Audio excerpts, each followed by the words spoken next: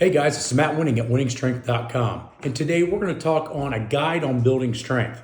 Now this could be for beginners or advanced that maybe just need a tune-up. But before we get into the video, please like, subscribe, and comment on some things that's helped you get stronger in the past or in the present. And we'll dive into some things that maybe you're forgetting, or as a beginner, I wish I knew when I was younger. Strength development first seems like a simple task. We go into the gym, we train, hopefully not too much, and then we see progress. And usually this happens from 3 months, 6 months, maybe if you're lucky, or have a little bit of guidance, maybe a year. But then what we find is after about the first 3 to 6 months, maybe a year, our gains halt, or we start having to add more volume, more intensity, or more time. And that makes sense, and it is true. But the problem is that what we do is a lot of times most people get stuck in whatever worked in the beginning, or whatever has been working for them in the last few years, and they get stuck in a rut because their body has answered the question to their training. And so what we have to do is we have to dive in deeper, and we have to start realizing that getting strong is a complex task. It takes a lot of different variables and a lot of understanding of different mechanisms in your body to make sure that you're going to make consistent progress. So today what I want to go over is some quick pointers that I think are very valuable in training no matter what your stage is, but especially in the beginning and intermediate stages, because we're flooded with information on the internet. We feel that a lot of coaches and a lot of online programs that are very cheap or free tend to be okay, when in reality they may not be for our current shape, condition, technique, and or variety. I just got back from doing a seminar in Toronto where we not only did the seminar to help people with longevity, but I did a lot of one-on-one consultations both the day before and the day after. And there were very small little tiny tweaks where we saw massive improvements and PRs in people. And we also saw some glaring problems that they were having with their training, which we'll get into here in a second. But the point is that, guys, you have to find someone that has a high level of knowledge in a lot of cases in order for you to get better and to keep you from having to dig in the same rut over and over and over again. Because let's face it, learning by ourselves takes a lot of time, patience, and energy that a lot of us just don't have with normal jobs, families, and things of that nature. So if you're super serious, before we get into this stuff, I'd highly recommend hopping onto our online coaching, or at the very minimum, popping onto our Patreon channel and following workouts that are used by a vast array of male, female, and different age groups that we're all seeing success with. So let's get to the meat and potatoes of the video. The first big thing that I think we need to really focus on is technique over intensity. Now, a lot of people, including people I've seen for many, many years, tend to have this problem. They think if they push harder, they're going to get better. And that does work in some instances. But many times, most people's technical capacity is not good enough to push harder. Therefore, it leaves a glaring hole in their training and also reinforces bad form. So what I would strongly recommend is have someone that's advanced assess you and make sure that your technique is good.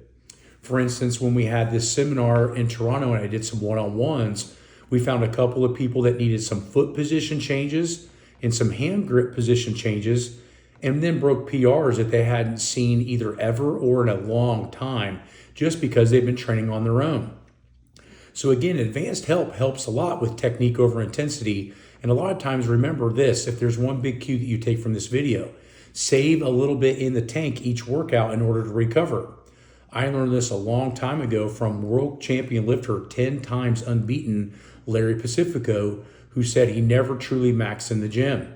Think about how many times you or people you see go into the gym and then you see them maxing constantly and they don't get any better. And a lot of it is because they're making small little technical errors that will be more easily fixed under less intensity. So remember, technique over intensity is going to be rule number one. Next big scenario that I see often neglected, and it's not most people's fault, sometimes they don't even know where these areas are, is that make sure that your accessories and your smaller exercises are attacking your weakest links. I helped a guy this weekend who was training and his squat was pretty damn strong. He was squatting with around 500 pounds for sets of 3, multiple sets of 3, And then when we got done squatting and worked on his technique, I asked him what he was going to do for accessories. One, there were way too many accessories. He was doing 5 or 6 different accessory exercises, which leads to tell me that he's massively overtraining. The next was he was selecting muscle groups that were actually impeding his technique from getting better. He was doing a lot of anterior chain work when his posterior chain was having trouble in the squat pattern. So what you want to do is try to put your weakest links with your compound movements to allow you to have your technique better. We call this in the science community potentiation. And you could say post-activation or pre-activation potentiation. I personally think that they're both valuable. And so that's why we do warm-ups, which are based on weaknesses mostly, and 90, 80, at least 80 or 90% of our accessory work is based on our weaknesses as well. The reason for this is neurological connection to the muscle. I find that if you don't know how to use your hamstrings squatting, then you're not going to use them, correct? So if we start to plug them in with isolated exercises, which we've seen in some literature show transfer to compound movements, I think that it makes sense that if we don't have hamstrings when we're squatting, to put them before and hopefully after the squats to start to neurologically tie in those muscle groups. Usually technique, as we talked about earlier with technique over intensity, technique is the acclimation or the accumulation of what muscles you have and don't have at that time. So somebody with poor technique is not only reinforcing it by doing more and more reps with poor technique, but they're also reinforcing it by not training the right muscle groups at the right time to make sure that their technique is improving. This is what I find very interesting with a lot of my clients and a lot of my contracts is that I will make people do the Wenning warm-up and accessory work far before I introduce compound movements. And next thing you know, their technique's getting better without even training the squat or the deadlift because the muscle's more tied into the nervous system with these movements before we even start. The last point that I want to make on this video today, and it's something that I read a long time ago, is that the body will always adapt to slightly understimulating versus overstimulating. This is a hard pill to swallow because these days everybody talks about intensity, go hard or go home, all these different factors and statements that tell people, that intensity is the major workload. And it's not, I wouldn't say false, but the problem with it is that you have to be able to recover from what you're doing. So if you're training natural or you are having other stress factors like job, family, etc., you have to keep those things in mind and make sure that your RPE or rate of perceived exertion is adjusted accordingly. We look at it like a cup, right? If we have only half full of water, that's how much water or energy we have. So we can't train full cup energy with half cup energy.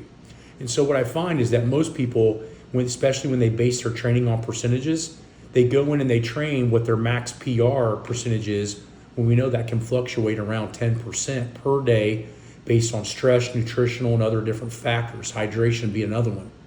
But what I find is that try to focus on not overtraining. So there are some key things that we can focus on in this area. One, we can make sure the timing of the lifting is correct, meaning that we don't overdo it in time. Two, we can make sure we're doing enough to stimulate and not annihilate. That was a statement that I took from a world-class bodybuilder named Lee Haney, who won, I think, 8 Olympias.